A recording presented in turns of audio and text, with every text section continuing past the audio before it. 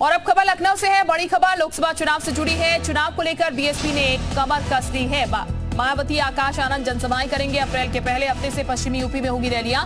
बिजनौर नगीना से हो सकती है रैलियों की शुरुआत। 6 अप्रैल से चुनाव प्रचार शुरू करेंगे आकाश आनंद। तो बीएसपी का ये नया चेहरा कह लीजिए, युवा चेहरा कह लीजिए, जो कि अब मैदान में उतर चुके हैं आकाश आनंद, और नेशनल कोऑर्डिनेटर भी हैं। आकाश आनंद के हाथों में बीएसपी की जिम्मेदारी है इस बार, और आकाश आनंद रैलियां करेंगे। तकरीबन 26 रैलियां आकाश आनंद करेंगे। लोकसभा चुनाव से जुड़ी ये बड़ी खबर हम आपको बता रहे हैं।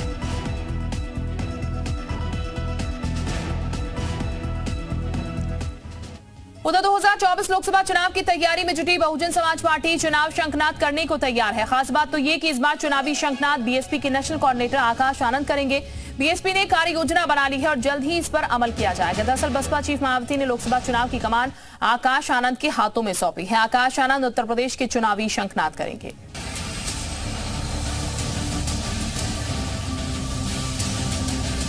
आगामी लोकसभा चुनाव को लेकर बहुजन समाज पार्टी पूरा जोर लगा रही है। एक के बाद एक चुनाव प्रचार कर रही है और जनता तक पहुंचने की कोशिश कर रही है।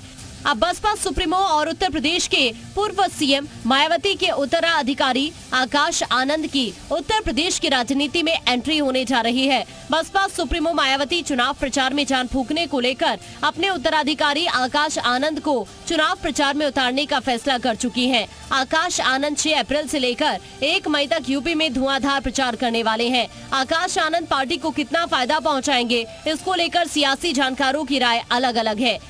उत्तर प्रदेश में बसपा सुप्रीमो मायावती जी ने अपने भतीजे आकाश आनंद की भी एंट्री निर्धारित कर दी है। 6 अप्रैल से 1 मई तक होने जा रहे लोकसभा के चुनाव में आकाश आनंद लगातार 25 ताबड़तोड़ रैलियां करके उत्तर प्रदेश में बसपा के खिसके जनाधार को वापस लाने में पूरी मदद करेंगे। और मुझे लगता है ये चुनाव लोकसभा का उत्तर प्रदेश में अगर एनडीए वर्सेस इंडिया के माना जा रहा है, तो मेरा ऐसा मानना है कि ये चुनाव त्रिकोणीय होता कहीं ना कहीं से आपको दिखाई देगा। लोकसभा चुनाव में जीत का डंका बजाने को लेकर बसपा चुनावी प्रचार पर जोर दे रही है। अब प्रदेश के पूर्व सीएम मायावती के उत्तराधिकारी आकाश आनंद भी चुनाव प्रचार में दिखेंगे। ये इसलिए भी जरूरी है क्योंकि आकाश को मायावती ने अभी तक यूपी और उत्तराखंड से दूर रखा हुआ था। आकाश को उत्तराधिकारी घोषित करने के बाद भी उनके पास यूपी और उत्तराखंड का प्रभार नहीं है, लेकिन अब वो चुनाव प्रचार के दौरान जनता को बसपा को वोट देने को लेकर रिझाने वाले हैं।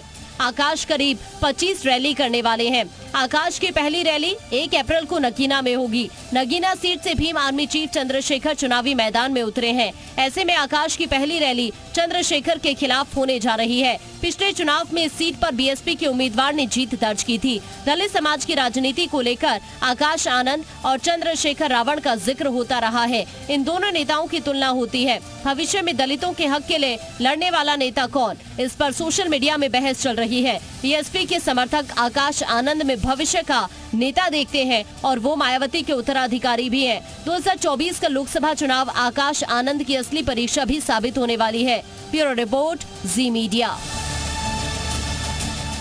बसपा की लोकसभा चुनाव के लिए क्या रणनीति है वो अब आपको बताते हैं। 2024 का माया प्लान आखिर क्या है। आकाश आनंद पार्टी का युवा चेहरा होंगे।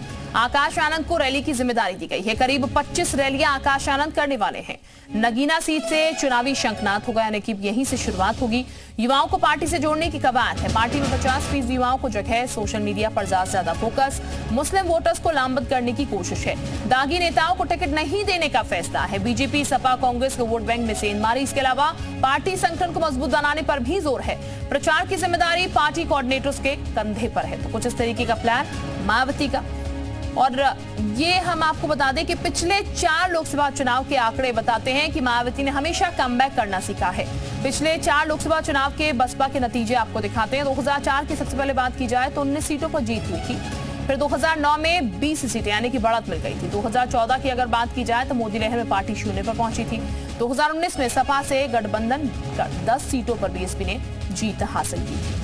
कुछ इस तरीके का ये पूरा आंकड़ा रहा है और कमबैक करते हुए बीएसपी हमेशा से वापस आई है।